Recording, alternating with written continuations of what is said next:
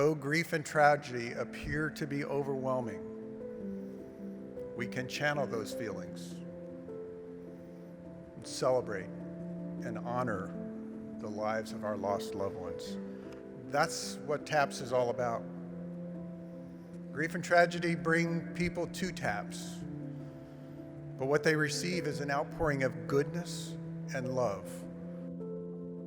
We deployed knowing that if something happened to us, if we were wounded, we would come back and we would receive first-class medical care.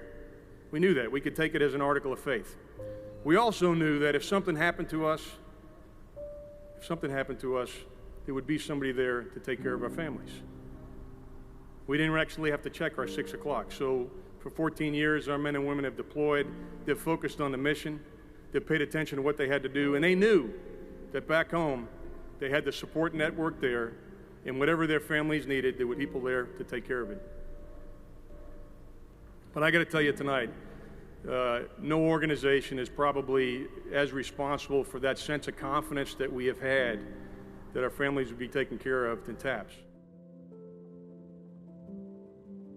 And there is nothing more sacred than taking care of our families of the fallen.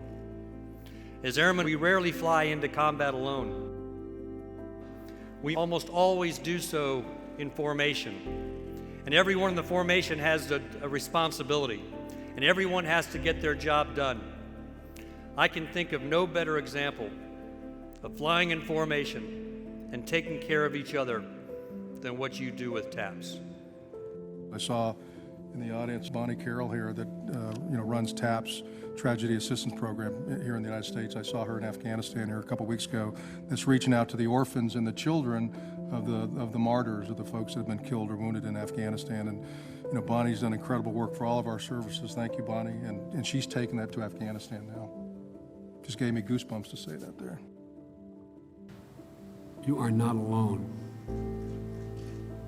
Just sitting around the table, people you didn't know before. Being able to share, what is it like? How do you put them to bed? How do you say their prayers? What do you do? What do you do when they ask about? Just basically for somebody to say, you can make it. So hang on to each other. And we are here to honor your sacrifice for our country and the legacy of your loved ones. We are a global family united by love of country and shared values. Your loved ones made a difference for our country and for all of us. What is unique about TAPS is the level of commitment to all survivors. Your loved one may have not died on the battlefield. They might not have died in line of duty. You may not be officially recognized as the next of kin, but TAPS has built a sanctuary that transcends those distinctions, honoring all service members who've lost their lives and supporting loved ones they left behind.